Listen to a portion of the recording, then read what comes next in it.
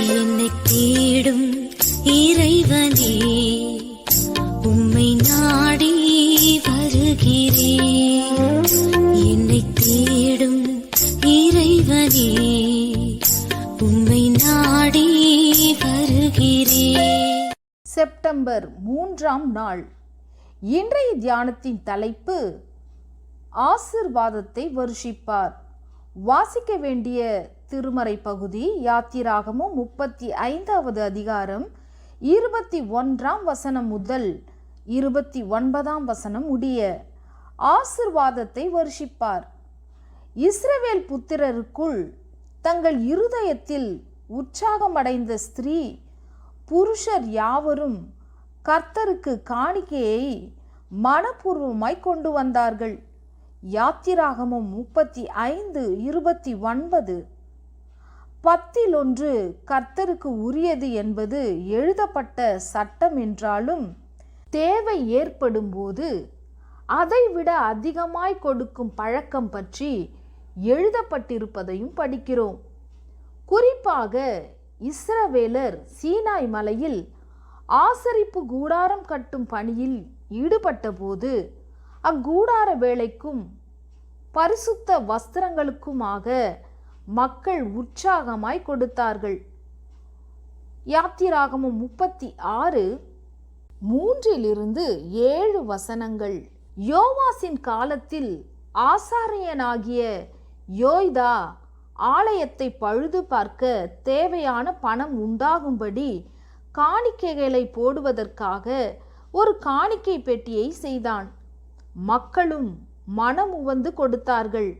2 ராஜாக்கள் 12:9-14 வசனங்கள்.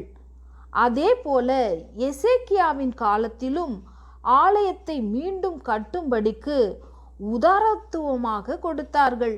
2 நாளாகமும் 31வது அதிகாரம் 5-19 வசனங்கள். இவ்வாறு உற்சாகமாய் கொடுத்த இஸ்ரவேல் மக்கள் சில சமயங்களில் ஒழுங்காக தேவனுக்கென்று கொடுக்காமல் தன்னலமாய் வாழ்ந்ததும் உண்டு. இதை குறித்து ஆகாய் தீர்க்கதரிசி, கூலியை சம்பாதிக்கிறவன் பொத்தலான பையிலே போடுகிறவனாய் அதை சம்பாதிக்கிறான் என்று தேவன் சொல்வதாக கூறியுள்ளார். ஆகாய் 1 அதிகாரம் 3-6 வசனங்கள். மல்கியா தீர்க்கதரிசியும் மக்கள் தேவனை தசம பாகத்திலும் காணிக்கைகளிலும் வஞ்சித்ததாக கண்டிக்கிறார். மல்கியா 3வது அதிகாரம் 8வது வசனம். அந்த சமயத்தில்தான் ஆண்டவர், என் ஆலயத்தில் ஆகாரம் உண்டாயிருக்கும்படி தசம பாகங்களையெல்லாம் பண்டக சாலையிலே கொண்டு வாருங்கள், அப்பொழுது நான் வானத்தின் பலகணிகளை திறந்து இடங்கொள்ளாமற் போகும் மட்டும் உங்கள் மேல் ஆசீர்வாதத்தை வருஷிக்க மாட்டேனோ என்று அதனால் என்னை சோதித்து பாருங்கள் என்று அறைகூவல் விடுக்கிறார். எனவே இஸ்ரவேலர் மட்டுமல்ல, இடங்கொள்ளாமற் போகும் மட்டும் ஆசீர்வாதத்தை விரும்புகிற கிறிஸ்தவர்கள் அனைவரும் தசம பாகங்களை ஒழுங்காக கொடுத்து வருகின்றனர். நல்லதுதான்.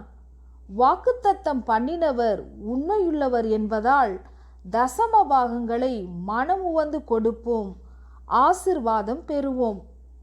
ஆனால் வெறுமனே ஆசீர்வாதத்தில் குறியாயிருந்து தசம பாகம் செலுத்தும் போது அதை இயேசு கிறிஸ்து ஒத்துக்கொள்ளவில்லை.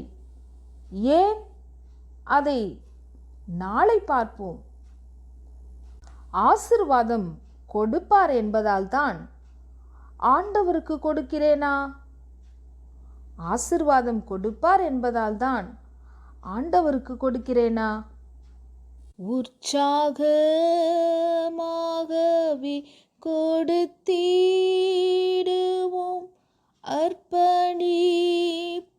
நம்மையுமே.